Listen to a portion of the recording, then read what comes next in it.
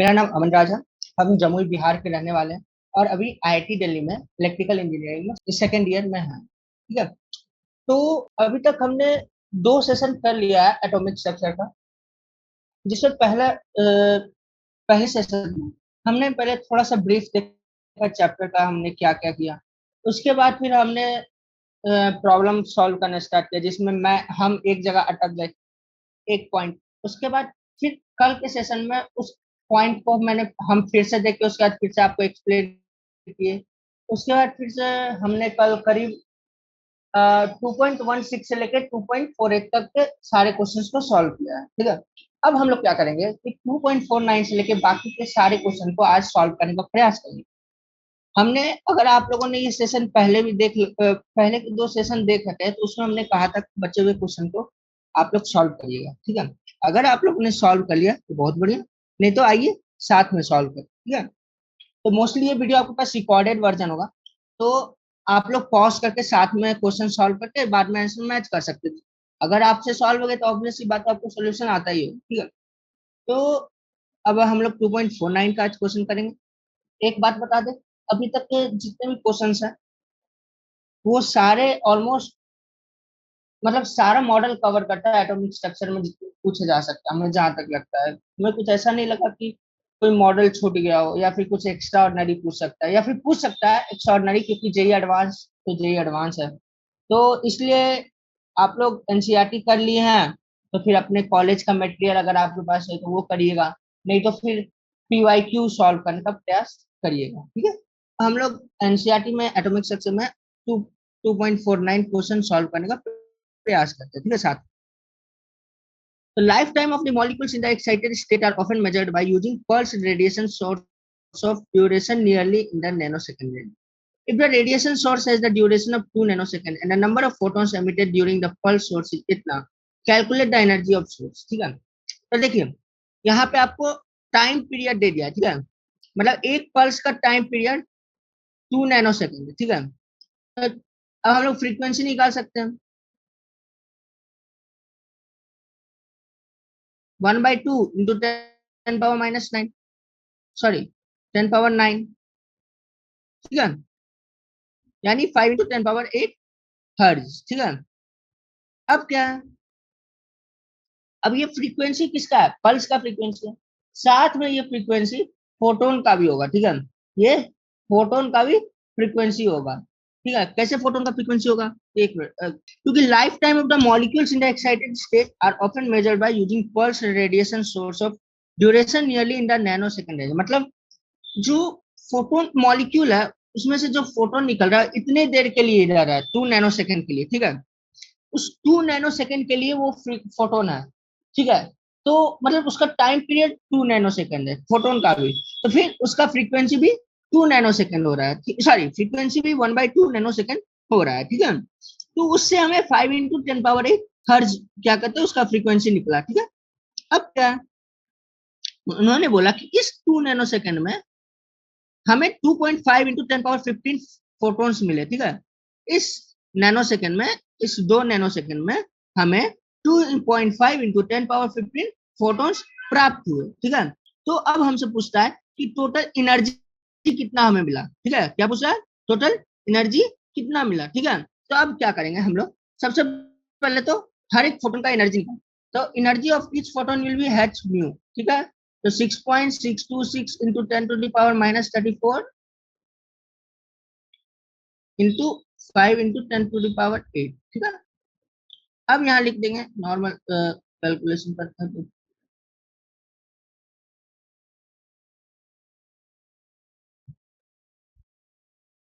ठीक है।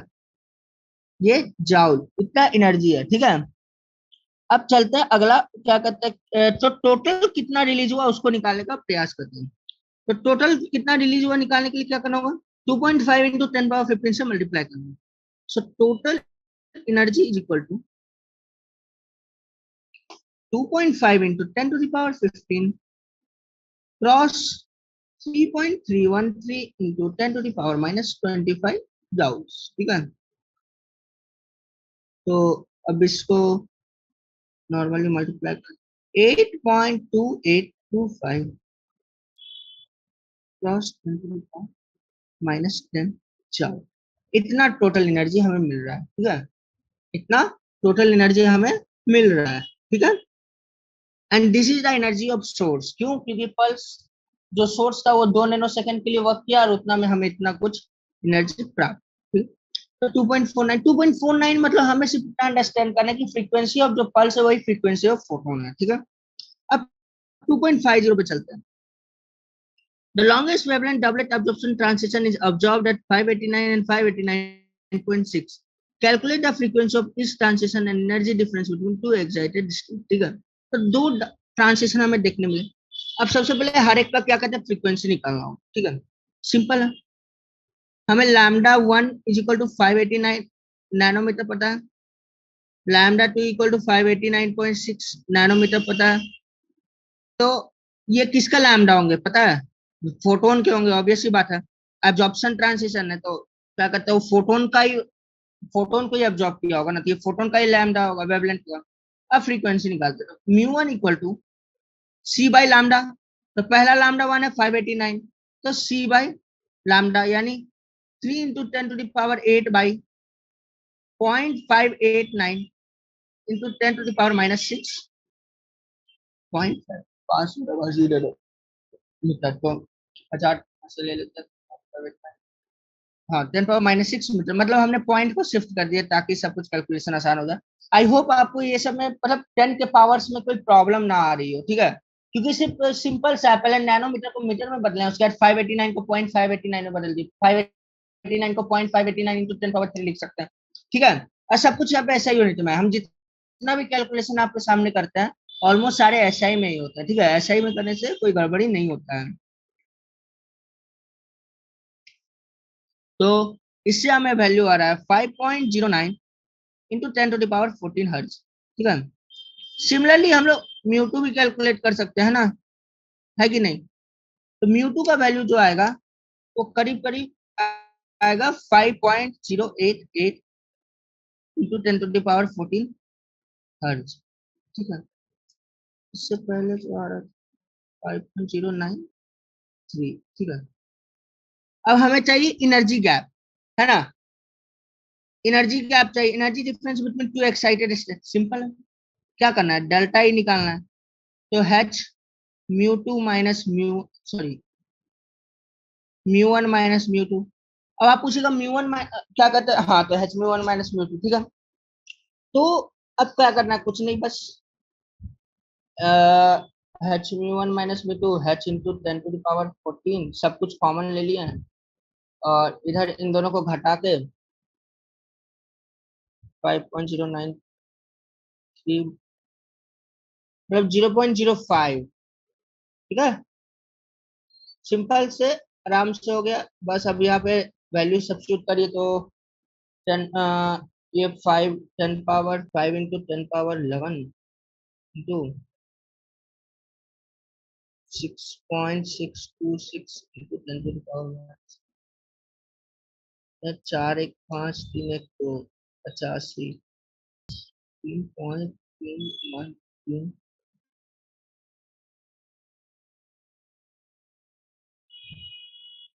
जाओ, ठीक है।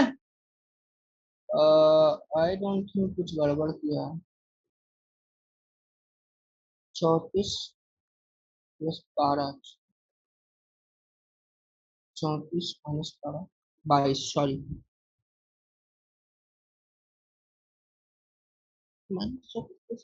ओ हाँ हाँ -22, ठीक है, कोई गड़बड़ नहीं ना।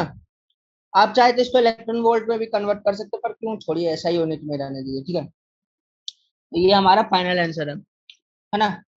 तो 2.50 भी हमने आराम से सॉल्व कर लिया। अब चलते 2.51 पे, ठीक है। The work function for the photoelectric effect का क्वेश्चन है, इजी होगा, ठीक है। The work function for caesium atom is 1.9 electron volt. What is threshold wavelength, तो थ्रेशोल्ड वेवलेंथ क्या है। अब जैसे ये थ्रेशोल्ड एनर्जी भी कर देते हैं इसको, वर्क फंक्शन को थ्रेशोल्ड एनर्जी, तो बस अब कुछ करना है नहीं।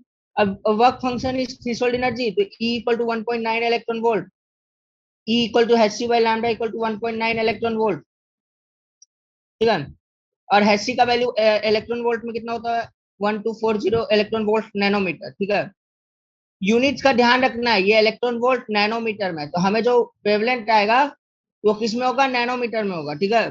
1240 डिवाइडेड बाय 1.9, बस यही हमारा लैम्डा 652.63 नैनोमीटर, ठीक है। ये हमारा आ गया क्या, थ्रेशोल्ड वेवलेंथ, है ना।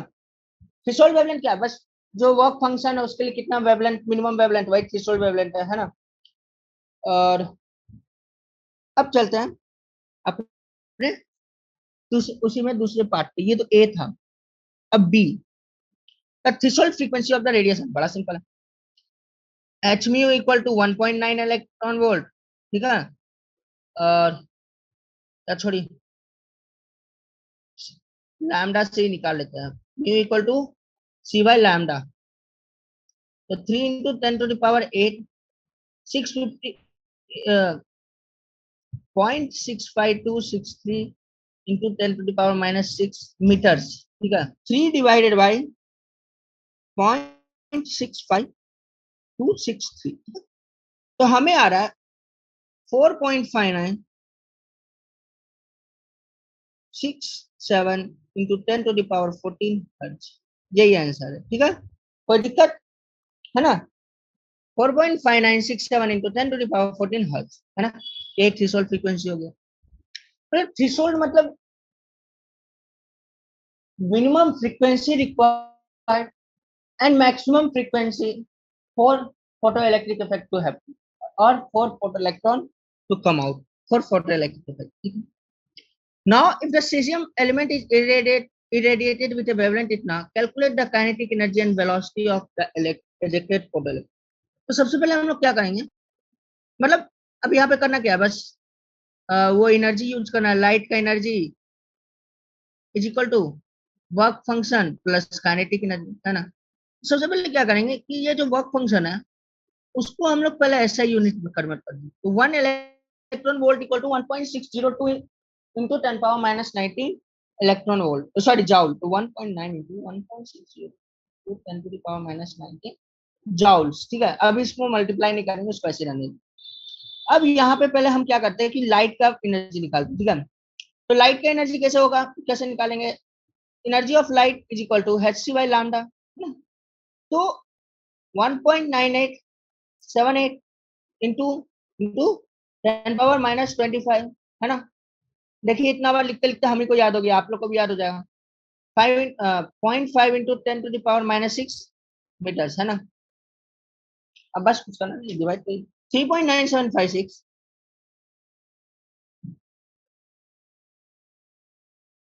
इंटू 10⁻⁻19 जाउल्स, है ना। कोई दिक्कत, चलिए इसको भी मल्टीप्लाई कर देते हैं, 1.9 इंटू 1.60 3.0438 इंटू 10⁻⁻19 जाओ, कोई दिक्कत।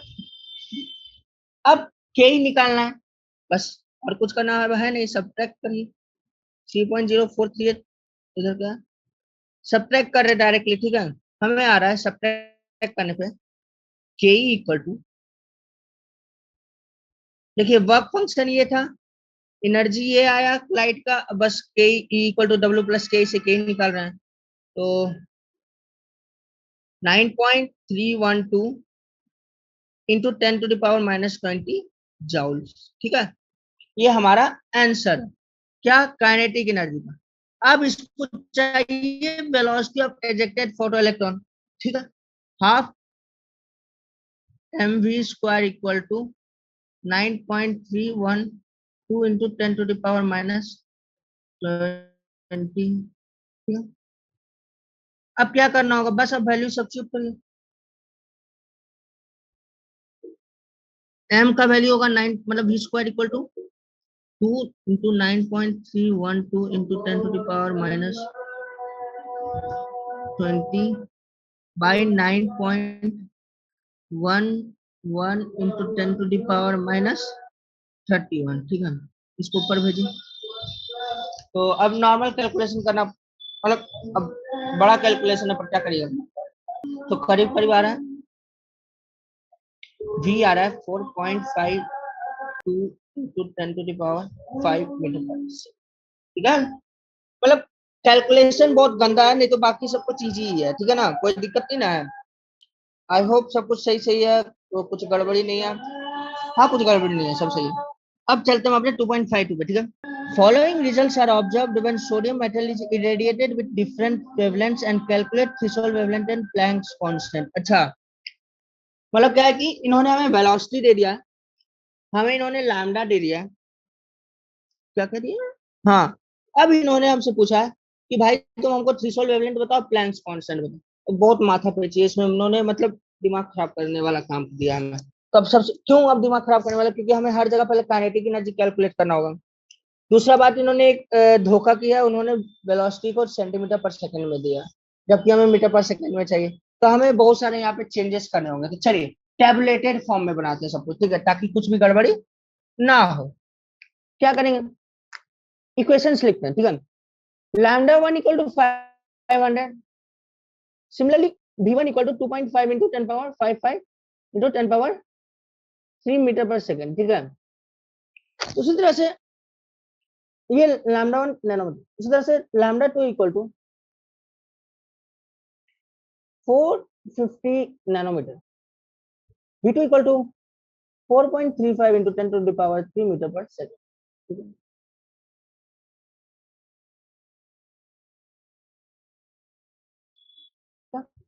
आई होप समझ में आ रहा हो। अभी तक तो कुछ समझने का था भी नहीं ऐसे।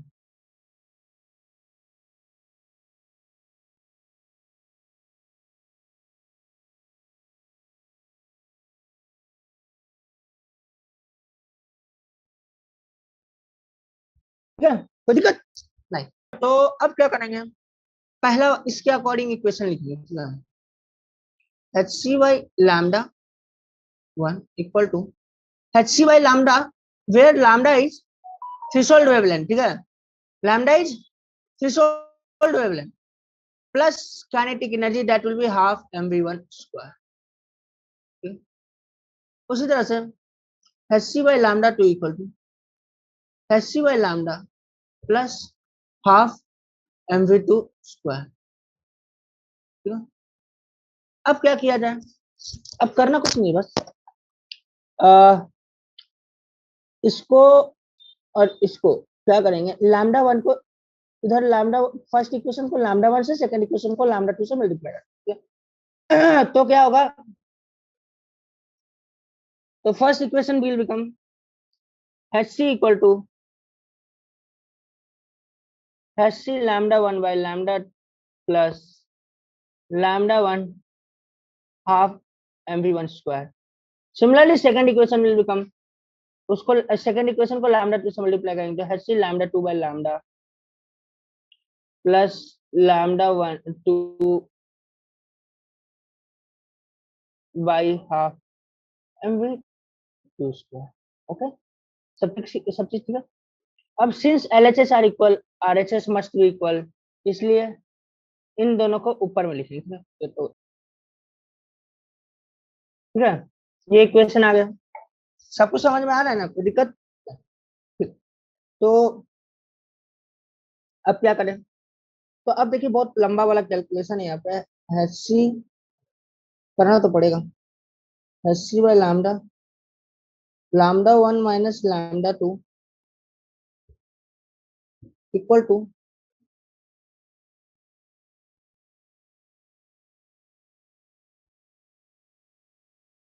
Half M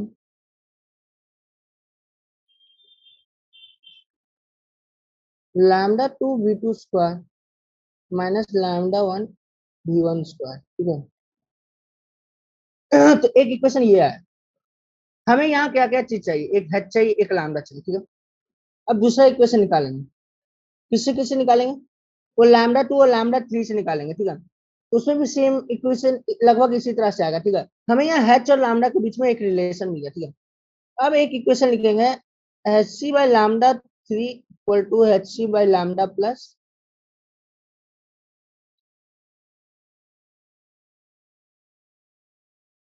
half M v3 square. अब क्या करें, अब मतलब हमें इन्हीं सब इक्वेशन से यूज करके निकालना है। हाँ, अब कुछ नहीं करना, बहुत मतलब कैलकुलेशन ही ज्यादा, नहीं तो बाकी कुछ है नहीं, ठीक है। हमें यहाँ पे एच सी बाई लैम्डा का वैल्यू पता है, ठीक है। H C by lambda equal to half M lambda two V two square minus lambda one V one square by lambda one minus lambda two. बस वही सब्स्टिट्यूट करें तो H C by lambda three equal to, यहाँ पे आया था H C by lambda का value क्या है, इस इक्वेशन से, ये वाला equation, H C by lambda equal to half R by two, उसी तरह से मतलब लिखना है।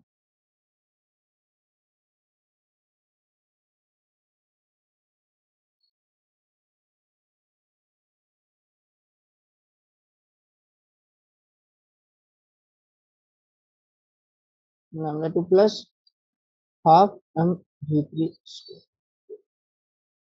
तो अब यहाँ से h की वैल्यू आ जाएगी, है ना। और एच सी बाई लैम्डा हमें यहाँ पता है, उससे हमें क्या करते हैं, बाकी सारे वैल्यू आ जाएंगे, ठीक है। तो एक बार फिर से क्लियरली बताते हैं ताकि आपको समझ में आए, ठीक है। तो lambda one lambda two lambda three we three इतना तो कंफर्म हो गया क्या क्या है, ठीक है। तो अब क्या है कि हम तीन इक्वेशंस लिखते हैं, ठीक है। H C by lambda one equal to H C by lambda plus half M V one square, ठीक है। H C by lambda two equal to H C by lambda plus half M V two, ठीक है। H C by lambda three equal to H C by lambda plus half M V three square. इन दोनों equation, इन तीन equation को use करके हमें h और lambda का वैल्यू पता करना है, ठीक है। m is mass of electron year, ठीक है। अब क्या करना है, बस पहले दो इक्वेशन में से फर्स्ट इक्वेशन को लैम्डा वन से मल्टीप्लाई करेंगे, सेकंड इक्वेशन को लैम्डा वन से मल्टीप्लाई, सेकंड इक्वेशन को लैम्डा टू से मल्टीप्लाई करेंगे, तब हमें कौन कौन से इक्वेशन आएंगे, ये दो इक्वेशन आएंगे। तो जब फर्स्ट इक्वेशन को लैम्डा वन से मल्टीप्लाई करेंगे तो हमें ये वाला इक्वेशन आएगा, और सेकंड इक्वेशन को जब लैम्डा टू से मल्टीप्लाई करेंगे तो ये इक्वेशन आएगा, ठीक है। तो अब R H S L H S यानी लेफ्ट हैंड साइड इक्वल है, तब आर एच एस भी इक्वल होने चाहिए, ठीक है। तो जब एल एच एस को इक्वल करेंगे, ठीक है, तब हमें आएगा, देखिए सबसे पहले हमने क्या किया, तो ये तीन इक्वेशंस मिले, फर्स्ट थ्री इक्वेशन, पहले इक्वेशन को लैम्डा वन से, सेकंड इक्वेशन को लैम्डा टू से मल्टीप्लाई किया तो हमें ये दो इक्वेशन मिले, ठीक है। अब क्या हुआ, ये दो जब इक्वेशन मिले तो उसमें एलएचएस सेम था, एच सी, तब हमने दोनों को इक्वेट कर दिया आरएचएस में। तो जब आरएचएस को इक्वेट किया तो हमें कुछ ऐसा इक्वेशन मिला, ठीक है। H C lambda one by lambda plus lambda one half M B one square equal to H C lambda two by lambda plus lambda two by two M B two square, ठीक है। अब क्या किया, इसको ये वाला term है सी lambda two by lambda को इस साइड ले आए और इस टर्म को इस साइड भेज दिया, ठीक है। और जब फाइनल में लिखा, जब फाइनल में हम लोग लिखे, हमें कुछ ऐसा टर्म मिला, H C by lambda equal to H C by lambda lambda one minus lambda two equal to half M B lambda two V two square minus lambda one V one square, ठीक है। अब क्या है, H C by lambda को ऐसा लिख सकते कि नहीं लिख सकते, लिख सकते हैं ना। अब क्या करेंगे, अब करने को कुछ बचा नहीं। अब थर्ड इक्वेशन में एच सी बाई लैम्डा का वैल्यू सब्स्टिट्यूट कर देंगे, ठीक है। तो थर्ड इक्वेशन में जब एच सी बाई लैम्डा का वैल्यू सब्स्टिट्यूट करेंगे तब हमें आएगा,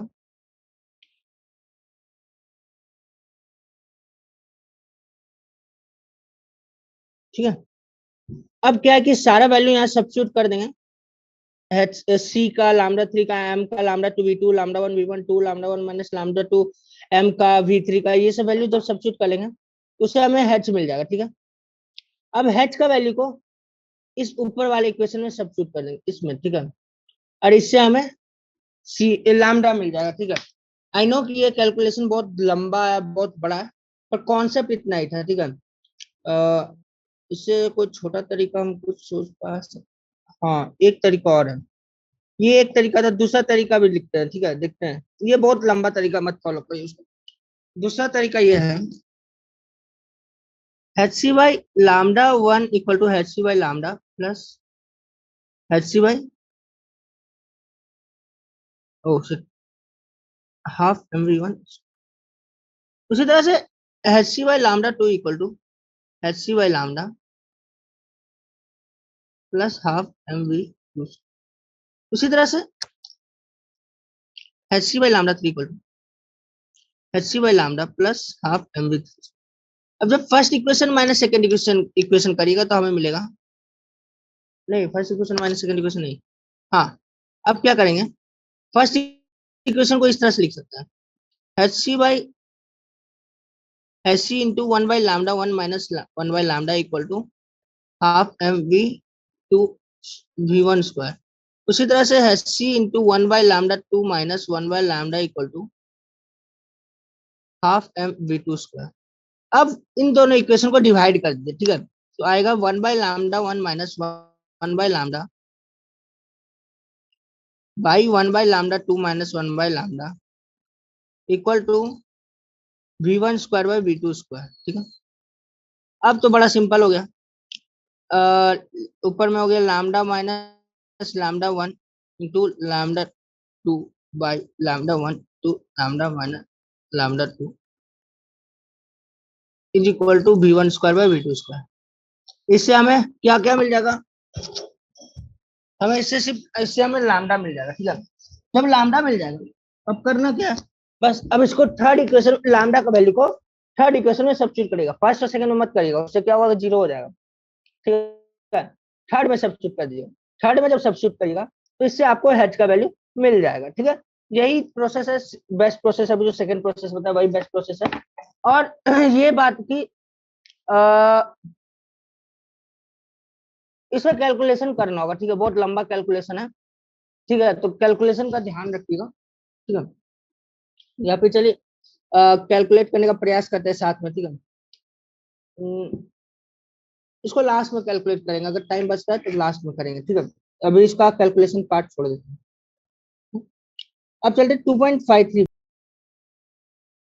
ejection of the photoelectron from the silver metal in the photoelectric effect experiment can be stopped by applying the voltage of the band addition इतना use calculate a work function for silver metal। हाँ ठीक है, इसमें कोई दिक्कत नहीं, आपको करना है, बस इतना जान लीजिए। आप एक चीज याद रखें, kinetic energy of photon, maximum kinetic energy of photon equal to one electron charge into stopping potential। ठीक है, kinetic energy of photon is equal to one electron charge into stopping potential, यानी 1.602 into 10 to the power minus 19 coulomb into stopping potential. ठीक है, ये relation आप याद रखिए। ठीक है, अब क्या करना है, बस अब कुछ करना है नहीं, H C by lambda one equal to work function plus kinetic energy. अब यहाँ सब्स्टिट्यूट करिए, 1.9875 into 10 to the power minus 25 by, पर हाँ एक बात और ध्यान रखिएगा, ये जो वैल्यू आएगा ना ये इलेक्ट्रॉन वोल्ट में होगा। ठीक है, तो आई थिंक इसको फिर से, नहीं आई थिंक ये जाउल में ही है, के इक्वल टू होता है, मतलब charge equal to KV potential, हाँ ये जाउल में, ठीक है ठीक है ठीक है, कोई दिक्कत नहीं। तो 1.987/25 by 0.2567 into 10 to the power,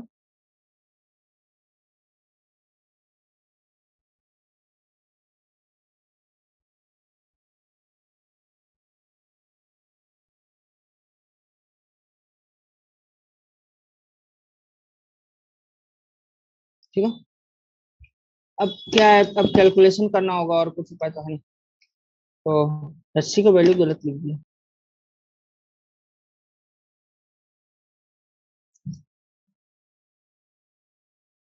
और इधर से 1.602 इंटू 0.35, अब इसमें घटा देते डायरेक्टली 1.602 इंटू 0.35, यानी ओवरऑल वर्क फंक्शन जो हो रहा है वो हो रहा है 7.1818 into 10 to the power minus 19 joule. This is the work function for silver metal. ठीक है, मतलब अब सिर्फ कैलकुलेशन ही था इसमें। ठीक है, कुछ खास नहीं था इसमें, बस इतना ही आपको जानने लायक था, वो था कि stopping potential into electron charge is equal to maximum kinetic energy possible. ठीक है, वर्क फंक्शन हमारा आ गया। कुछ गड़बड़ नहीं ना है। हाँ ठीक है, अब चलते हैं अगले question. 2.54, if the photon of the wavelength 1.150 picometer strikes an atom and one of its inner bound electron is ejected out with the velocity of its calculated energy, it is bound to the nucleus. Okay. Simple है, देखिए photon जो आ रहा है वो क्या कर रहा है कि न्यूक्लियस से बंधे हुए एक इलेक्ट्रॉन को वो तोड़ रहा है, ठीक है, उसको हटा रहा है। तो इस फोटोन का एनर्जी इतना होना चाहिए जिससे इन दोनों के बीच का बॉन्ड भी टूट जाए, साथ में इसको गिवन काइनेटिक एनर्जी भी मिल जाए, ठीक है। तो this is the same concept which is used in photo electric effect. Photo electric effect में भी सेम कॉन्सेप्ट यूज होता है। वहां पे जो वर्क फंक्शन होता है that is a minimum force required to break down the bond between nucleus and electron and some other interactions, ठीक है। मतलब जिस जिस भी इंटरेक्शन के कारण इलेक्ट्रॉन बंधा हुआ है, उस इलेक्ट्रॉन उस इंटरेक्शन के एनर्जी को खत्म करने के लिए, उस इंटरेक्शन को तोड़ने के लिए जो एनर्जी चाहिए होता है, मतलब वो वर्क फंक्शन के ही सिमिलर में होता है। तो सेम लॉजिक यहाँ भी लगेगा। तो energy energy of photon is equal to energy required to break the bond plus kinetic energy of photon, ठीक है। सबसे पहले एनर्जी ऑफ फोटोन निकालते हैं। तो energy of photon 1.9878 into 10 to the power minus 25 by, इसका अब ये निकालना होगा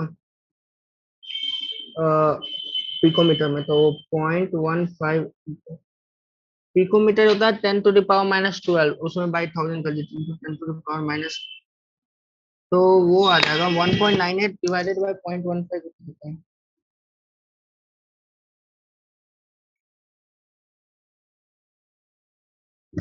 तो 13.2 होता है। तो 13.2 होता है, तो इसको और छोटा कर -25 plus 9 16 1.32 into 10 to the power -15 joules. उसी तरह से काइनेटिक एनर्जी ऑफ इलेक्ट्रॉन निकाल लेते हैं। Half into 9.1 into 10 to the power -31 into 2.25 into 10 to the power 24, sorry 14। 31 में से 14 गया, 17 बच रहा है। और 9.1 इंटू 2.25 डिवाइडेड बाई 2,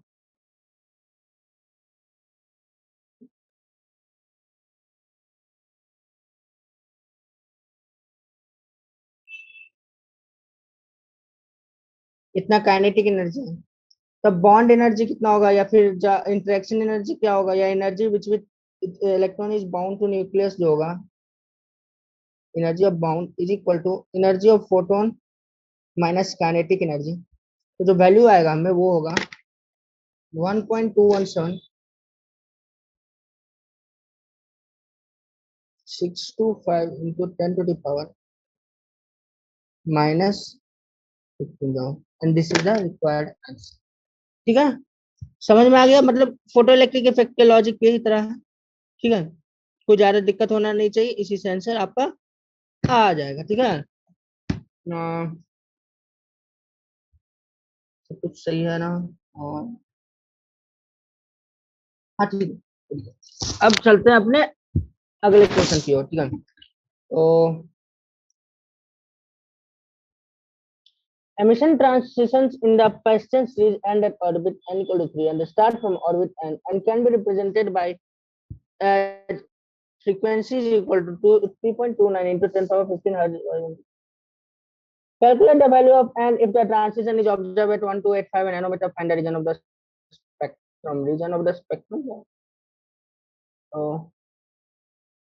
रीजन, अच्छा, तो सबसे पहले तो रीजन पूछा है, तो रीजन ही निकाल लेते हैं। 1285 नैनोमीटर वेवलेंथ है, ठीक है। तो वो कौन सा रीजन होगा?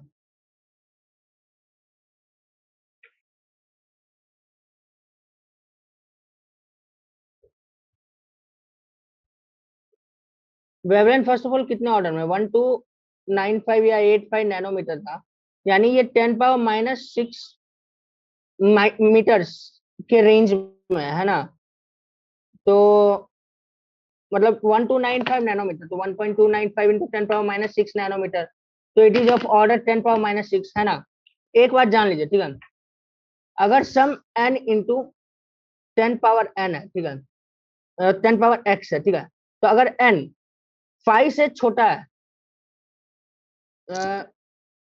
5 से छोटा है, तो हमेशा एक ही चीज कंफ्यूज करता है, वो 5 बीच वाला क्या किया जाए। ठीक है, 5 वाला को थोड़ा कंफ्यूजिंग रख देते, तो n लेस देन 5 पे, अगर n लेस देन 5 है तो ये 10 पावर x के ऑर्डर में, और अगर n ग्रेटर देन और इक्वल टू 5 है तो 10 पावर x+1 के ऑर्डर में। ठीक है, समझ में आया। तो अब सिंस 1295 नैनोमीटर है, ये 1.295 इंटू 10⁻⁶ मीटर है, तो ये 10⁻⁶ के ऑर्डर में है। ठीक है, तो अब चलते हैं इस वेव रीजन को देखते हैं, कहाँ गया कहाँ गया कहाँ गया। हाँ, तो 10⁻⁶ नैनोमीटर, 10⁻⁶ रेंज कौन सा रेंज है, आई आर का रेंज है ना। 10⁻⁶ आई आर का रेंज, इसलिए जो गिवन क्या कहते हैं स्पेक्ट्रम है, वो आई आर रीजन में। ठीक है, समझ में आया। हम सबसे पहले वहां गए, वहां पे जाके हमने चेक किया कि सबसे पहले क्वेश्चन में से हम लोगों ने लैम्डा निकाला, लैम्डा का ऑर्डर निकाला, और उस ऑर्डर से वो कौन से रीजन में गिरता है वो हमने ऊपर में से देख के बता दिया, कौन से रीजन में गिरता है, इंफ्रारेड रीजन में गिरता है। ठीक है, अब चलते हैं, अब अब तो सिंपल है, कुछ करना है नहीं। यहाँ इन्होंने फ्रीक्वेंसी दे दिया, ठीक है, तो क्या करेंगे हम लोग फ्रीक्वेंसी के लिए, सबसे पहले तो C by lambda, frequency lambda से निकालेंगे, है ना। तो 3 into 10 to the power 8 by 1.285 into 10 to the power -6, so this gives us 2.3346 into 10 to the power 14 hertz, and this must be equal to 3.29 into 10 to the power 15 into 1/3² - 1 1/n²। ठीक है, सबसे पहले क्या करेंगे, अब कैलकुलेट करते हैं, तो इसको इधर भेज देंगे, तो डिवाइडेड बाय 3 और इसको भी डिवाइडेड बाय 10 करना है, तो 0.07 is equal to 1/9 minus 1/n², तो 1/n² इक्वल टू 1/9, यानी 0.111 माइनस 0.07, ये हो जाएगा 0.04, तो n² इक्वल टू हो जाएगा 25, तो n इक्वल टू हो जाएगा 5। ये आ गया हमारा आंसर। ठीक है, कोई दिक्कत। इसके साथ एक ट्रिक बताना चाहेंगे, 0 से लेके 8 तक के अगर आप किसी भी नंबर को 9 से डिवाइड करते हैं, ठीक है, तो let that number be n, जो 0 से 8 के बीच में है और उसको n से डिवाइड कर लें, तो हमें जो रिजल्ट आएगा वो होगा point n n n n n n सो, ठीक है, क्या होगा n n n n n n सो, यानी 1/9 उसी तरह सोन 2/9, तो 0.2222222 सोन, उसी तरह 3/9 0.33333333 सोन। ठीक है, इस तरह से सारे भी 4 5 6 7 8 8 तक। चलिए, तो हमें क्या मिला, अतः हमें n इक्वल टू ही निकालना था, और भी तो बस n 5 आ गया। ठीक है, कोई दिक्कत नहीं, तो चलिए अब 2.56 कर, calculate the wavelength for the emission transition if it starts from the orbit having radius itna and ends at itna, name the series to which this transition belongs and the region of the spectrum। कुछ नहीं है, सिर्फ माथा पे चाहिए। ठीक है, ये सिर्फ मतलब एक क्या करना है इसमें आपको, कि सबसे पहले तो एमिशन ट्रांसिशन बोल रहा है, तो यहाँ पे फर्स्ट ऑफ ऑल हमारा जो बात करो हाइड्रोजन का बात रहती है। दूसरा, उसका रेडियस का फॉर्मूला क्या है, 0.529 into n² equal to radius of nth orbit. बस आप क्या करना, कुछ नहीं, डालिए वैल्यू 0.529 इंटू n², तो इक्वल टू पहला वाला 1.3225, डिवाइड करिए, 1.3225 डिवाइडेड बाय 0.529। कुछ गड़बड़ है भाई, कुछ गड़बड़ है। अच्छा, ये नैनोमीटर का, ये एमस्ट्रॉन्ग का फॉर्मूला, ठीक है, ये नैनोमीटर में हमने वो गड़बड़ कर दिया भाई। 13.225, ठीक है। तो अब एन आ गया हमारा 5, है ना, एन स्क्वायर 25 हो जाएगा। उसी तरह 0.529 into N square equal to 22.116, ठीक है। तो इससे हमें मिल जाएगा एन इक्वल टू 2। तो हमें मिला कि एन इक्वल टू 5 से वो एन इक्वल टू 2 पे आ रहा है, ठीक है। Orbit having radius 1.3255 nano 225 nanometre से वो 21.6 पिकोमीटर तक है, यानी वो एन इक्वल टू 5 से एन इक्वल टू 2 पे आ रहा है। ये कौन सा होगा, कौन सा होगा? Lyman, बामर, passion, bracket, fund, Humphry, कौन सा होगा? तो बामर होगा, ठीक है। दूसरा, अब क्या करना है कि हम एनर्जी निकालेंगे, ठीक है। तो एनर्जी कैसे निकालें? तो सॉरी, लैम्डा निकालना होता है, क्योंकि इन्होंने पूछा कि रीजन ऑफ स्पेक्ट्रम, तो उसके लिए वेवलेंथ चाहिए या फ्रीक्वेंसी चाहिए, तो फ्रीक्वेंसी निकाले तो वही काफी रहेगा। तो ठीक है, फ्रीक्वेंसी इक्वल टू, नहीं फ्रीक्वेंसी नहीं निकालते, लैम्डा ही निकालना होगा, फॉर्मूला याद नहीं, ठीक है। तो lambda equal to 109677 into 1/2 square minus 1/5 square, तो कितना होगा? दो दूनी 4, 25, 21/100, ठीक है। तो बस अब इससे लैम्डा निकालते हैं। लैम्डा का भी जो वैल्यू आ रहा है वो सेंटीमीटर में आने वाला है, ठीक है। 100 डिवाइडेड बाई 21 डिवाइडेड बाई 109677, ठीक है, इंटू 10 यानी हमें जो वैल्यू आ रहा है 4.3417 into 10 to the power minus, ये तो सेंटीमीटर में आया था, तो अब इसको मीटर में बदलेंगे तो आया हमें टोटल 10 पावर-7। तो इसका ऑर्डर क्या है? 10 पावर-7 के ऑर्डर में, है ना। तो चलिए देखते हैं क्या होगा इसका वेवलेंथ।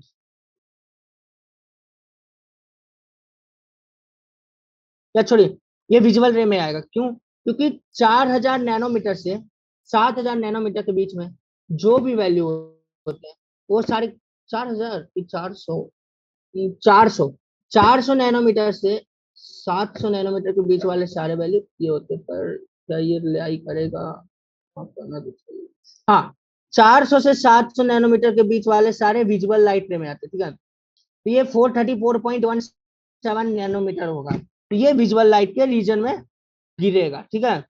और ऐसे एक बार देख लेना चाहिए, तो देखते हैं।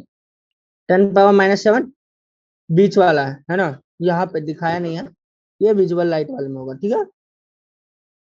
ऐसे भी विजुअल का 400 से 700 नैनोमीटर ऐसे कुछ रेंज होता है, एग्जैक्टली याद नहीं, पर हाँ ऐसा ही लगता है। तो ये सब कर लेने के बाद अब चलते हैं अपना कौन सा क्वेश्चन बाकी रह गया। 2 पॉइंट, आई होप आपको सब कुछ समझ में आ रहा होगा। सब कुछ सिंपल मॉडल था, ठीक है। मतलब मॉडल सेम है, लॉजिक भी सेम है, बस घुमा फिरा के पूछा है, ठीक है।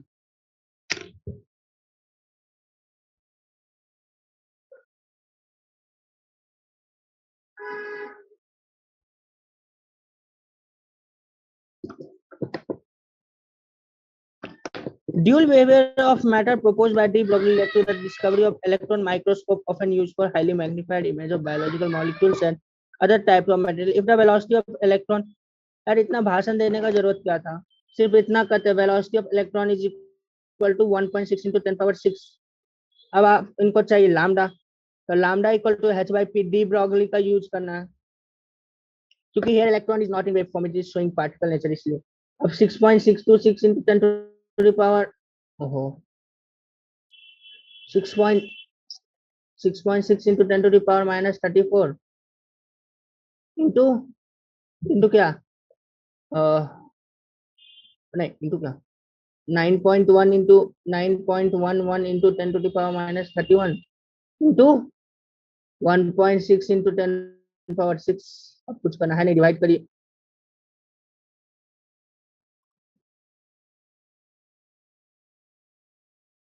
तो जब डिवाइड करेंगे तो क्या बनेगा? 4.5458 इंटू 10 टू द पावर-10 मीटर, ये आएगा इसका वेवलेंथ, ठीक है, कोई दिक्कत? तो ठीक है, अब चलते हैं अपने अगले क्वेश्चन की ओर। Similar to electron diffraction, neutron diffraction microscopy solution.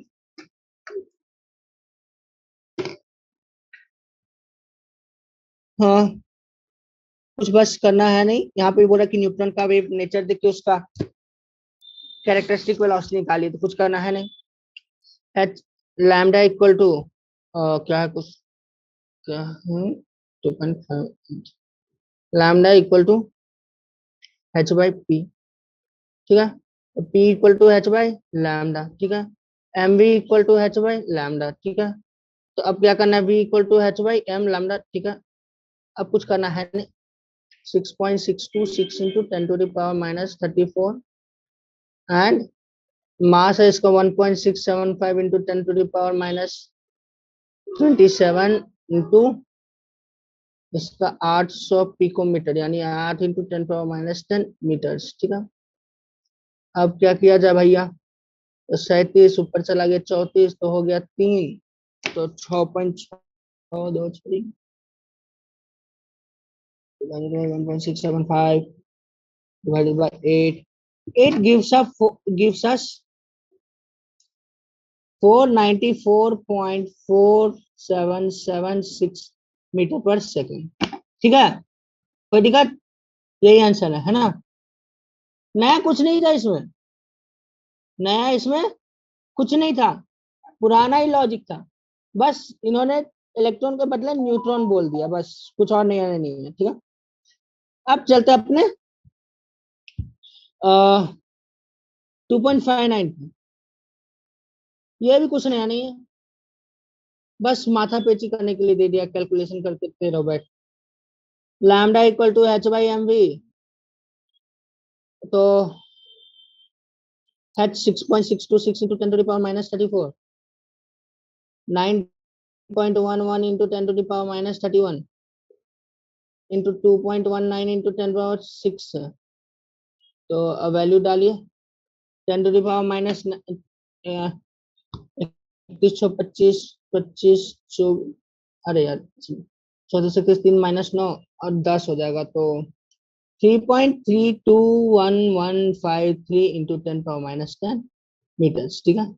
अब इसको 3.32 आर्मस्ट्रॉन्ग लिख सकते हैं, 332.1153 पिकोमीटर लिख सकते हैं, ठीक है। तो यही आंसर है, ठीक है। कुछ था नहीं था, एकदम आसान था आसान ही था, ठीक है। आई होप कुछ गड़बड़ ना किया हो।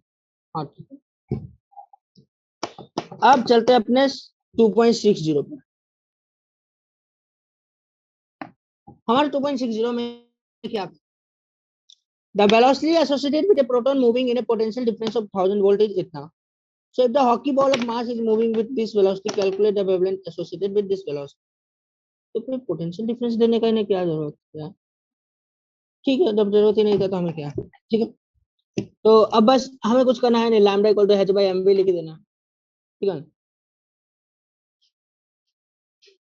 तो lambda equal to H by M V, मतलब कह रहा है कि हॉकी बॉल जो 0.1 केजी का है वो भी इसी वेलोसिटी के साथ मूव कर रहा है, ठीक है। तो एच है 6.626 इंटू 10⁻⁻34 और एम है 0.1, वेलोसिटी है 4.37 इंटू 10⁻5, ठीक है। अब कुछ करना है नहीं, डिवाइड करिए बैठ के, इसमें तो यही काम है, खाली बैठ के डिवाइड करते रहना। 1.516 इंटू 10⁻⁻38 मीटर्स, देखिए कितना छोटा मतलब वेवलेंथ आ रहा है ना, वेवलेंथ आ गया, अब बहुत छोटा वैल्यू है, ठीक है। अब चलते हैं 2.61 पे।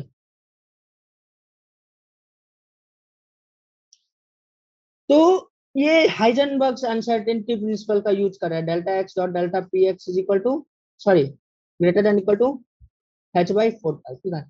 तो डेल्टा एक्स इन्होंने बोल दिया है 0.002, ठीक है, ठीक है। प्लस और माइनस से यहाँ कोई मतलब नहीं है, हमें डेल्टा एक्स से मतलब है, सिंबल यहाँ पे उतना कुछ खास इफेक्ट डालने वाला, आई गेस सो कुछ डालना नहीं चाहिए, हाँ। तो अब डेल्टा एक्स यहाँ पे क्या करते हैं, delta X dot delta P X is equal to 1/4 कर लेते हैं, ठीक है। तब इससे हमें डेल्टा एक्स मिल जाएगा, डेल्टा पी एक्स मिल जाएगा, तो बस और कुछ नहीं।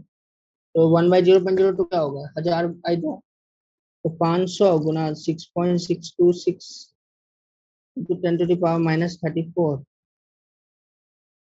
बाई 4 इंटू 3.1, जो कि बहुत बड़ा वैल्यू आ रहा है, बहुत छोटा वैल्यू आ रहा है। तो 0.26 तो हो जाएगा 2.6, तो 2.6 कुछ तो अच्छा, नैनोमीटर में 10⁻9, ठीक है। तो हमें आ जाएगा 34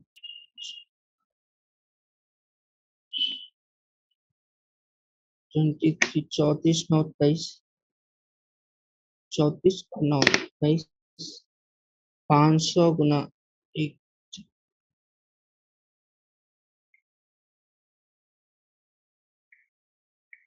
500 गुना 6.626 into divided by 4 divided by 3.14, तो 10⁻23।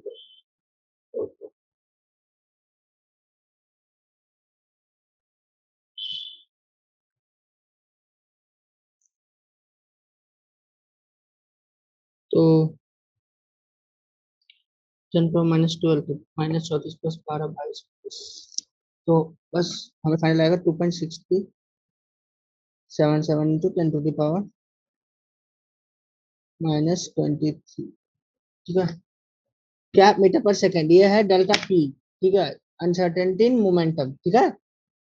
और थोड़ा सा आगे भी देख लिया था, 6.626 divided by 4 divided by 3, sorry 2, और 34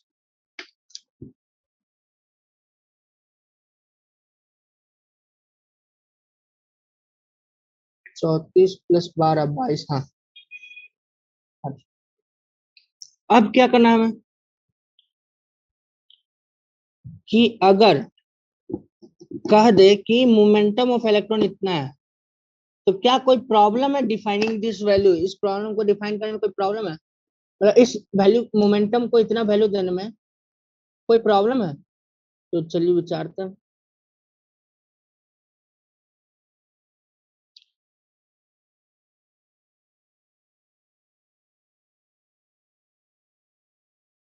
h/4 पाई m इंटू 0.05, इसे इनिशियली हमें डेल्टा एक्स जो था, तो मोमेंटम डेल्टा एक्स जो था, सॉरी डेल्टा पी जो था, वो है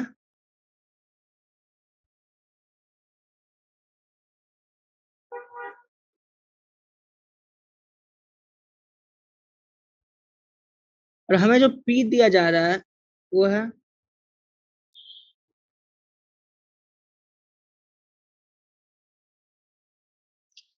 तो आप एक चीज नोटिस करिए कि जो अनसर्टेनिटी है वो गिवन मोमेंटम से बड़ा है, ठीक है। कैसे, 1/0.02 और 1/0.05, इसमें कौन बड़ा होगा, 1/0.02, ठीक है। तो यहाँ पे इंटू 0.05 जो है वो डेनोमिनेटर में, न्यूमरेटर में नहीं है, इस बात को ख्याल रखिए। तो इसमें गड़बड़ी हो रहा है, ठीक है। क्या कि delta P is coming more greater than P, माने अनसर्टेनिटी ही ज्यादा, अनसर्टेनिटी जो है वो गिवन मोमेंटम से ज्यादा है, जो कि संभव ही नहीं, ठीक है। जो अनसर्टेनिटी होना चाहिए वो एक्चुअल मतलब वैल्यू से कम होना चाहिए, ठीक है। जैसे फॉर एग्जांपल, अगर आप एरर एंड मेजरमेंट्स पढ़े होंगे, आपको याद होगा, तब एरर एंड मेजरमेंट्स में p प्लस और माइनस डेल्टा p लिखते हैं, ठीक है। Then this delta p must be less than और लेस देन p, ठीक है। This delta p must be less than p, ठीक है। पर यहाँ पे जो p का वैल्यू आ रहा है वो p डेल्टा p से भी छोटा आ रहा है, जो कि पॉसिबल नहीं है, ठीक है ना। चलिए 2.61 हो गया। अब चलते हैं, तो इसमें 3 और 6 तो इक्वल होगा, ठीक है, क्योंकि मतलब एक मिनट,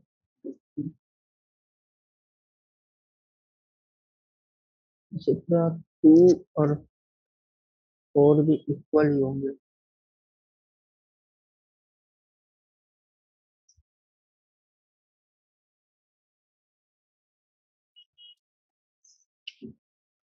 डी का ज्यादा 20 है, तो अगर इसका एनर्जी ऑर्डर देखो था।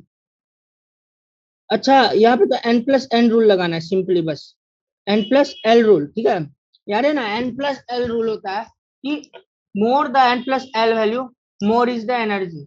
ऐसे ये कुछ जगह पे आके फेल कर जाता है, ये आयोन्स के लिए वैलिड नहीं है, पर न्यूट्रल एटम के लिए आमतौर पे ये सक्सेसफुल रहता है कि N plus the more is the value of N plus L, more is the value of किसका, more is the value of energy, ठीक है। तो बस अब कुछ करना है नहीं। 1 में 2.62 के जो 1 है उसमें n प्लस एल है 6, 2 में है 5, 3 में है 5, 4 में है 6, 5 में है 4, 6 में है 5। अब अगर n प्लस एल का वैल्यू सेम है, ठीक है, और अगर n अलग अलग है, तो मोर is the value of n, more is energy, ठीक है। तो इसलिए इन सबको ध्यान में रखते हुए, मद्देनजर इस सबको रखते हुए, 1 is the greatest, after that comes 3 that is equal to 6 and that is greater than 4 1 5 हो गया, अब 3 2 5, 4 4 और 2, 4 इक्वल टू 2, हाँ ठीक है। उसके बाद ग्रेटर देन कौन सा बच रहा है, 1 3 2 5। अब आप एक चीज हमसे पूछेंगे कि 4, जैसे 3 और 6 तो एकदम सेम था, तो ठीक है उन दोनों को इक्वल कर लिया, पर जब 4 और 2 में भले एन और एल सेम है, पर एम तो अलग अलग है, साथ में एमएस भी अलग अलग है, तब आपने उन दोनों को बराबर, कारण क्या है, पहले आंसर देख लेते, सही है 5 2 3 1 3 6 4 2, ठीक। तो उसका कारण ये है कि देखिए, कल हम जब आपको बता रहे थे तो हमें क्या बताया था, एम क्या है, एमएल क्या है, हमने बोला था एमएल आर ऑर्बिटल्स। और अगर आपको थोड़ी याद हो कि हमने पढ़ा है कि all the orbitals have means orbitals of a single orbitals of A subshell of a principal quantum number have same energy, orbitals of a subcell have same energy। यानी 3s के जितने भी ऑर्बिटल्स है, ऐसे इसमें तो एक ही है, 3p के जितने भी ऑर्बिटल्स है 1 2 3, ये तीनों का सेम एनर्जी होता है। 3d इसके पांचों सब ऑर्बिटल्स का सेम एनर्जी होता है। 4f इसके सातों सबसेल्स का, सातों ऑर्बिटल्स का सेम एनर्जी, ठीक है, समझ रहे हैं। इसलिए जो यहाँ पे कौन सा वाला बात करो, हाँ 4 और 2, 4 और 2 जो है, 4 है इसमें 3d हाँ, और 2 जो है वो भी 3d है, बस एम एल इक्वल टू 1 और एम एल इक्वल टू -2 दो अलग अलग ऑर्बिटल्स है, पर उनका एनर्जी सेम ही होगा, इसलिए हमें ये आंसर मिला, ठीक है।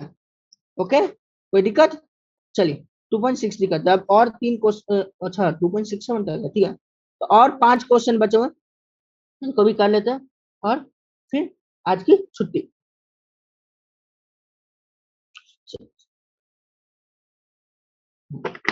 The bromine atom possesses 35 electrons. If it contains 6 electrons in 2p, 6 electrons in 2p, 4p, which of these electrons experience the lowest effective nuclear charge? कौन में से lowest nuclear effective charge feel करेगा, तो 4p orbital वाले। क्यों 4p orbital वाले सबसे कम experience करेंगे, क्योंकि देखिए न्यूक्लियस यहाँ पे, ठीक है, फर्स्ट ऑर्बिट में 1p, second 2p, third 3p, उसी तरह से बड़ा डायग्राम बनाते प्लस 1p 2p,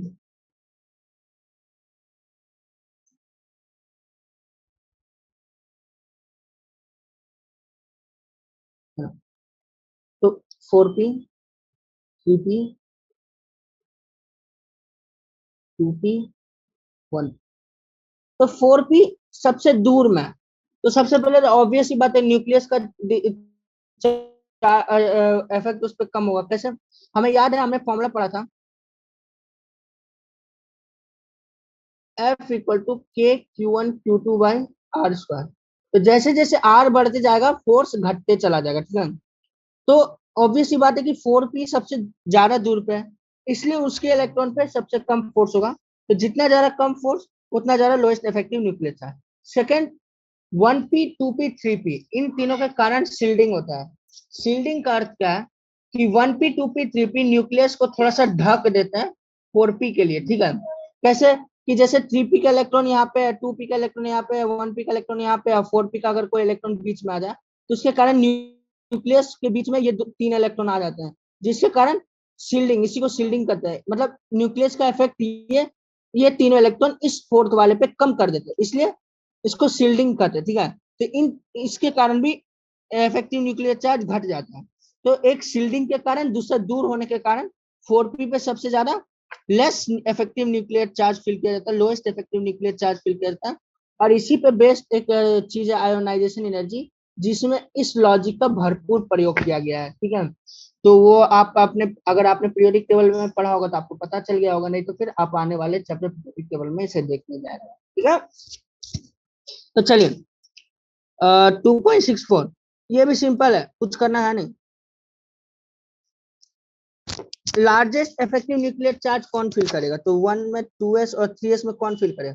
तो ऑब्वियस सी बात है 2s फील करेगा। क्यों? क्योंकि 2s सबसे पास में। दूसरा 3s पे शील्डिंग इफेक्ट है।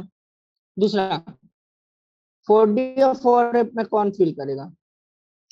4d और 4f में 4d फील करेगा। क्यों? क्योंकि 4d spdf में s सबसे ज्यादा न्यूक्लियस के पास होता है, उसके बाद p सबसे ज्यादा होता है, उसके बाद d, उसके बाद f, ठीक है। इसलिए 4d पे ज्यादा, तो 4d सब 4d और 4f में 4d न्यूक्लियस के ज्यादा पास है, इसलिए 4d ज्यादा इफेक्टिव न्यूक्लियर चार्ज फील करेगा। उसी तरह 3d और 3p में 3p ज्यादा न्यूक्लियर चार्ज फील करेगा। क्यों? क्योंकि 3p न्यूक्लियस के ज्यादा पास है, ठीक है। 2.65 Al और Si दोनों में 3p ऑर्बिटल्स है। तो Al में 3p3 होता है, Si में नहीं नहीं नहीं नहीं नहीं नहीं नहीं नहीं नहीं 3p1 होता है, Si में 3p2, ठीक है। The unpaired electrons in Al and Si are present in 3p. Which electron will experience more effect charge from the nucleus? तो आसान है, Al में 13 प्रोटॉन्स हैं, सिलिकॉन में 14। बस बस इतने से कर दीजिए। सिलिकॉन के न्यूक्लियस में ज्यादा पॉजिटिव चार्ज है, इसलिए 3p इलेक्ट्रॉन्स जो होंगे वो सिलिकॉन के जो 3p इलेक्ट्रॉन होंगे वो ज्यादा इफेक्टिव न्यूक्लियर चार्ज फील करेंगे एल्यूमिनियम के मुकाबले, ठीक है। एल्यूमिनियम में 13 प्रोटॉन है, सिलिकॉन में 14 है, इसलिए 14 इलेक्ट्रॉन होने के कारण ज्यादा इफेक्टिव न्यूक्लियर चार्ज फील करेंगे सिलिकॉन के 3p इलेक्ट्रॉन्स, ठीक है। कोई दिक्कत है ना? समझ में आ गया ना? अब चलते हैं 2.66 पे। With indicate the number of unpaired electron in P S I C R F E K R, ठीक है, आसान है। 2.66 सबसे पहले फॉस्फोरस। चलिए इसका बॉक्स पहले, इसका नॉर्मल 1s2 2s2 56 cs2 तो देखिए, हम लोग जो अनपेयर्ड इलेक्ट्रॉन जो प्रेजेंट होता है वो आउटर मोस्ट में प्रेजेंट होता है, तो इन सबको हटा दीजिए, बस इन दोनों का डायग्राम बनाते, ठीक है। वो वाला डायग्राम, ऐसा वाला।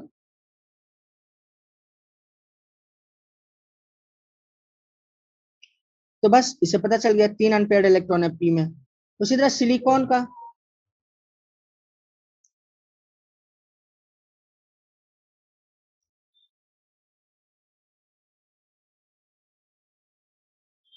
तो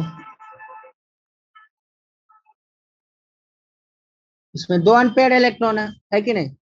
उसी तरह क्रोमियम,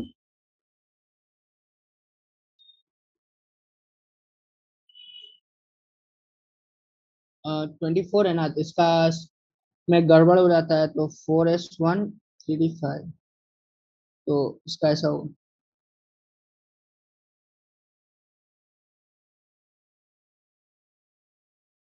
इसका में टोटल 6 अनपेयर्ड इलेक्ट्रॉन है, ठीक है। आयरन तो आयरन का होगा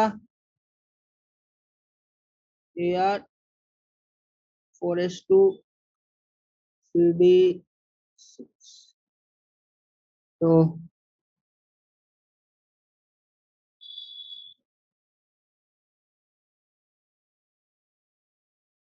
इसका 4 अनपेड इलेक्ट्रॉन आयरन में है ना। और Kr, तो ये क्या, BnR का क्रिप्टॉन। क्रिप्टॉन क्रिप्टॉन कौन सा है, इनर्ट गैस है। इनर्ट गैस में कोई अनपेड इलेक्ट्रॉन नहीं होता, ठीक है। किसी भी इनर्ट गैस में कोई अनपेड इलेक्ट्रॉन नहीं होता है, ठीक है। नॉर्मल, जब वो नॉर्मल न्यूट्रल एटम के फॉर्म में होते हैं, जब वो किसी कंपाउंड में नहीं होते हैं, तो उनमें कोई भी अनपेड इलेक्ट्रॉन नहीं होता है। कौन कौन से इनर्ट गैस, सी, नी, आर, आर्गन, क्रिप्टॉन, हीनी, आर्कर, ऑक्सीजनॉन, रेडॉन, और एक ओजी होता है, ऑर्गेनेसॉन, ठीक है। ये सारे इनर्ट गैस है, इनमें कोई अनपेड इलेक्ट्रॉन नहीं होता है, ठीक है। तो number of unpaid electron in all this is 0, ठीक है, कोई दिक्कत। अब चले 2.6।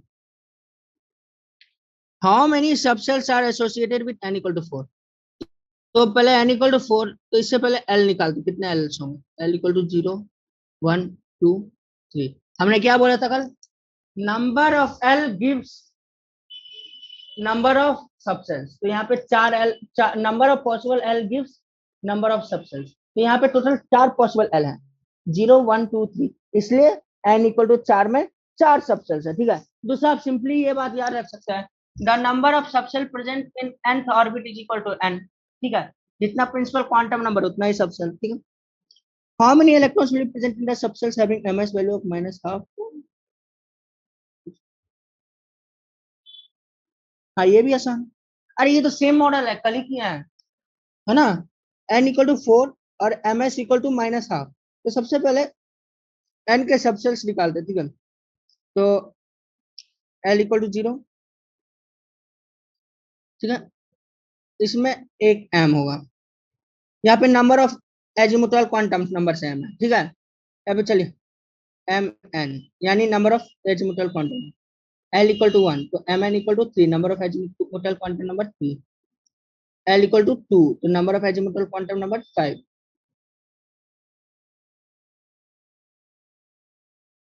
l इक्वल टू 3, तो number of azimuthal quantum number 7। तो उसके बाद क्या है, अब हर एक एजिमुथल क्वांटम नंबर कितना ऑर्बिटल से वो बताता है, और हर एक ऑर्बिटल्स में 2 इलेक्ट्रॉन होते हैं, ठीक है। और हर एक ऑर्बिटल में जो 2 इलेक्ट्रॉन होते हैं, एक प्लस हाफ होता है, एक माइनस हाफ। यानी हर एक ऑर्बिटल में एक प्लस हाफ इलेक्ट्रॉन होता है, एक माइनस हाफ इलेक्ट्रॉन। तो हमें सिर्फ minus half spin quantum number वाला इलेक्ट्रॉन चाहिए, इसलिए 1 + 3 + 5 + 7, 7, 5, 12, 12, 3, 15, 15 + 1, 16, total 6 electrons will be present in the subcells having ms value of -12 for n equal to 4, ठीक है। फॉर्मूला रटने की जरूरत नहीं है, इससे पहले में भी फॉर्मूला भी होंगे, पर फॉर्मूला नहीं, लॉजिक समझिए आप, लॉजिक समझिए, ठीक है, कि क्या लॉजिक हम लोगों ने यूज किया, ठीक है। इससे पहले एक क्वेश्चन था जिसमें बोल रहे थे कैलकुलेशन करेंगे, तो कैलकुलेशन आप खुद से कर सकते हो, ठीक है। उसमें कुछ ज्यादा करने का है नहीं, मतलब कैलकुलेशन ही जो करना है, बहुत ज्यादा कैलकुलेशन नहीं, तो उसमें ज्यादा और कुछ है नहीं, ठीक है, लॉजिक कुछ है नहीं। तो ये 16 इलेक्ट्रॉन्स हो गए, ठीक है। अब हम आपको एक क्वेश्चन बताते हैं, ठीक है। मतलब हम सिर्फ ये कराना चाह रहे हैं, हमें लगा जरूरत में भी यूजफुल हो आपको। क्वेश्चन ये है कि एक हाइपोथेटिकल वर्ल्ड है, ठीक है, मतलब वो अपनी दुनिया नहीं, पता नहीं किसी और की दुनिया, ठीक है, जहां पे क्वांटम नंबर जो है, उसमें 4 क्वांटम नंबर है, N, L, M L, M S, ठीक है। ये कौन सा है? ये है principal quantum number, azimuthal quantum number, magnetic spin quantum number, magnetic quantum number, spin quantum. अब क्या है कि एन है प्रिंसिपल क्वांटम नंबर, जिसका रेंज है 1 से लेके सारा नेचुरल नंबर, ठीक है। एल का जो रेंज है वो है 0 से लेके एन तक, ठीक है। एम एल का जो रेंज है उसका वैल्यू है -L टू लेके एल तक, ठीक है। और एम एस का रेंज है, एम एस है -12, 0 और हाफ। अब आपसे पूछा जा रहा है कि इस नए वर्ल्ड में अगर S P D F G H सोन इस तरह के सबसेल्स हैं, तो सोडियम का इलेक्ट्रॉनिक कॉन्फ़िगरेशन क्या हो, इस वर्ल्ड में सोडियम का इलेक्ट्रॉनिक कॉन्फ़िगरेशन क्या है। चलिए यहाँ पे देखते हैं, इससे आपको क्या पता चलता है कि अगर मान लीजिए n इक्वल टू 1 है तो l का वैल्यू क्या क्या हो सकता है, 0 और 1, ठीक है। अगर n इक्वल टू 2 है तो l का वैल्यू क्या हो सकता है, 0,1,2, ठीक है। उसके बाद फिर हर एक जीरो में इसमें एक हो सकता है, इसमें 3 सबसेल होंगे, l इक्वल टू 2 में 5 सबसेल होंगे, l इक्वल टू 3 में 7 सबसेल होंगे, इस तरह से होगा, ठीक है। अब क्या, हर एक सबसेल में, हर एक ऑर्बिटल में, सॉरी, यहाँ पे l इक्वल टू 0 में एक ऑर्बिटल्स होंगे, l इक्वल टू 1 में 3 ऑर्बिटल्स होंगे, l इक्वल टू 2 में 5 ऑर्बिटल्स होंगे, l इक्वल टू 3 में 7 ऑर्बिटल्स होंगे। और क्या, हर एक ऑर्बिटल में 3 इलेक्ट्रॉन्स एग्जिस्ट कर सकते हैं, ठीक है। हर एक ऑर्बिटल्स में 3 इलेक्ट्रॉन मैक्सिमम एग्जिस्ट कर सकते हैं। तो अब हम लोग डायग्राम बनाते हैं, 1s 1p 2s 2p 2d, बस इतना ही काफी है, इतने से काम हो जाएगा। तो सबसे पहले 1s भरा आएगा, उसके बाद 1p, उसके बाद 2s। हर एक में 3 ऑर्बिटल 3 इलेक्ट्रॉन हो सकते हैं, इसलिए Na का इलेक्ट्रॉनिक कॉन्फ़िगरेशन होगा 1s3, ठीक है। 1p 1p कितना जाना चाहिए, 1 2 3 8 ही चाहिए ना, और उसमें कितना मैक्सिमम जा सकता है, 9 जा सकता है, तो यही हो, ठीक है। 1s इसमें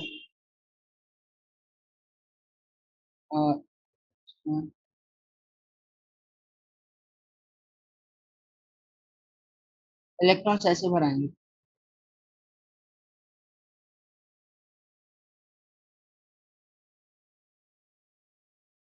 ठीक है।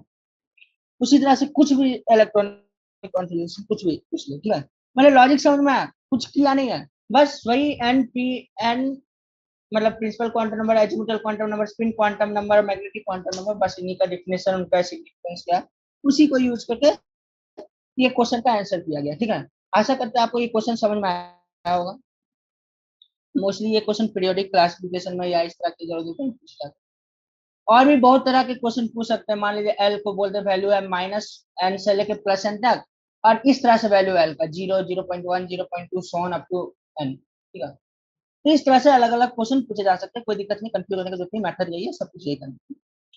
तो आशा करते हैं आज का सेशन आपको अच्छा से समझ में आया होगा, क्वेश्चन आपको सारे समझ में आ गए होंगे, और क्या कहते हैं, इस तरह से और क्वेश्चन प्रैक्टिस करते रहिए, पीवाईक्यू खास करके सॉल्व करना ना भूलिए, नोट्स पढ़िए, कॉन्सेप्ट क्लियर करिए, और एनसीईआरटी कंप्लीट थ्योरी नहीं है, तो थोड़ा एक्सटर्नल भी आपको पढ़ना होगा, तो जो आपके सर नोट्स देते हैं उसको पढ़िए, नहीं तो कोई एक्सटर्नल मटेरियल या बुक को आपको पढ़ना होगा, ठीक है। तो आज का सेशन इतना ही, अब अपने सेशन को खत्म करते हैं, बहुत बहुत धन्यवाद, मिलते हैं अगले सेशन में।